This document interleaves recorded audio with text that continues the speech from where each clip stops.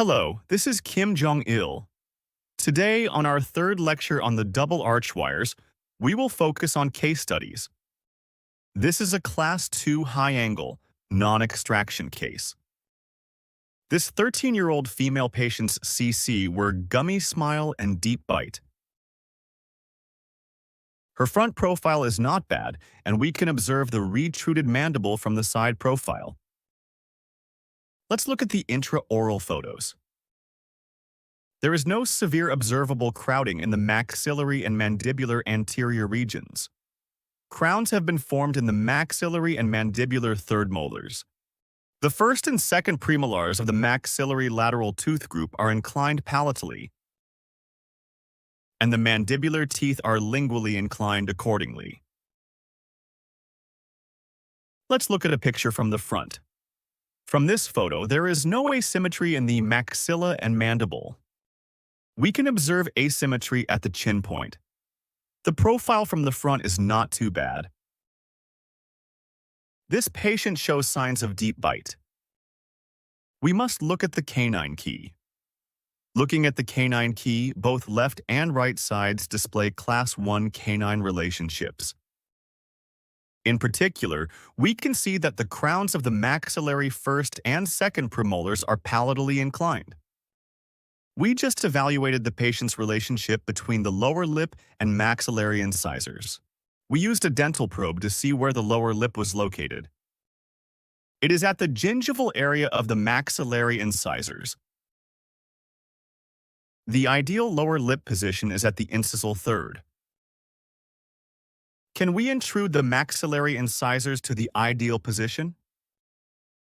This patient's U1 to lip line is 10 millimeters long. We would need a lot of intrusion. Let's look at this patient's ODI, APDI, and CF. The AB to mandibular plane is 68 degrees. Because the ANS is located downward, the palatal plane has a positive value. Therefore, the ODI is 69.5. Since point A is located anteriorly, the AB plane angle has a negative value. Therefore, the APDI is 76 ODI, 69.5. APDI 76, CF 145.5. So this patient has a Class 2 high angle. The ODI and APDI may change, but the CF will not change. This patient has a FMA of 37. Is this a case of skeletal deep bite or dental deep bite? It's a dental deep bite. Therefore, the bite easily opened. The U1 to lip line is 10 millimeters. The UOP is 23 degrees and POP 26 degrees. The U1 to FH is 92 and IIA 131 degrees. We can notice that the maxillary incisors are heavily extruded and inclined palatally. Let's look at this patient's problem list. The profile is not bad. A possible solution would be non-extraction treatment. Even for cases of deep bite, non-extraction treatment is preferred if possible. The maxillary incisors are over-erupted. Therefore, we should perform non-extraction treatment if possible and intrude the maxillary incisors. Because of the steep UOP and POP, it is necessary to upright the posterior region and adjust the occlusal plane. There is linguoversion at the maxillary incisor with U1 to FH of 92 and IIA of 141 degrees. We should perform treatment without extraction if possible. Most orthodontists would agree. Let me first explain the facial asymmetry of this patient. There's a limit to 7 millimeters intrusion. To perform 7 millimeters intrusion, surgery may be required. However, the patient refuses surgery because the facial profile is not bad. Then our second option would be orthodontic treatment. Because the crown length of the maxillary incisors is short, crown lengthening is required. Retention should also be considered during the diagnostic procedures. Deep bite cases such as this often recur. It is true that cases of dental deep bite, such as this patient, tend to recur less than the skeletal deep bite. But there are still possibilities of recurrence with extrusion of the maxillary incisors. We must use a removable retainer with an anterior bite plate with an incisal cap, and possibly extract the third molar in the future if deemed necessary after observation. In such cases, anyone will decide on non-extraction. There will be strategic leveling, use of intrusion arch, and the anterior bite plate. Because this is a case of dental deep bite, the bite will open soon if we use the anterior bite plate. We then engage Mio on the maxilla and mandible to complete the treatment. The device was first attached to the maxilla.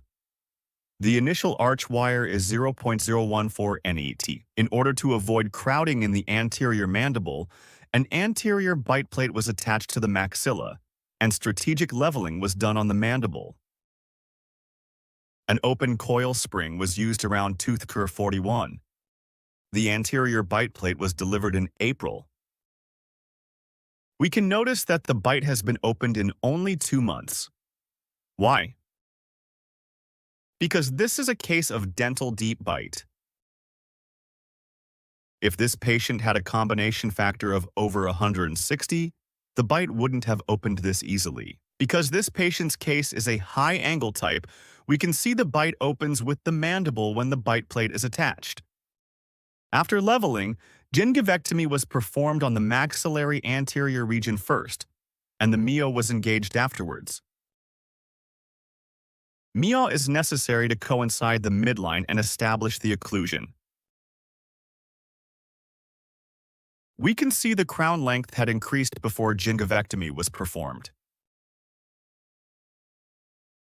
If the Mio was engaged when the maxilla was in this state, food would more easily be stuck between the teeth. The maxillary incisors were intruded by using the double arch wire in the maxillary anterior region. The Mio was engaged afterwards. If we look at the photo after the MEAW was engaged, we can see that the mandibular midline is slightly deviated towards the left. Because the deviation is towards the left, we can use short class 3 elastics on the right and short class 2 elastics on the left. On details of applying elastics, refer to the finishing part. The important thing to note here is checking the midline and the left and right canine relationships. This will allow us to easily remove the device. We can now observe a desirable class 1 canine relationship and the bite opened. If we compare the panorama before and after treatment, we can see that the mesially angulated mandibular molars have been uprighted. If we compare the PA before and after treatment, although there was no significant difference between the left and right before treatment anyway, we can see that the patient definitely has a more confident smile after treatment. This is the lateral ceph before and after the treatment. As we can see, the bite has been opened, but not by much. We can see that the mandible, maxilla, incisors, and molars have all slightly moved. The treatment took 1 year and 4 months to complete. An important thing to note is that the combination factor never changes. We can see the U1 to lip line decrease from 10 mm to 7 mm through intrusion. I believe orthodontic intrusion can normally intrude by 3 mm, maximum 4 mm.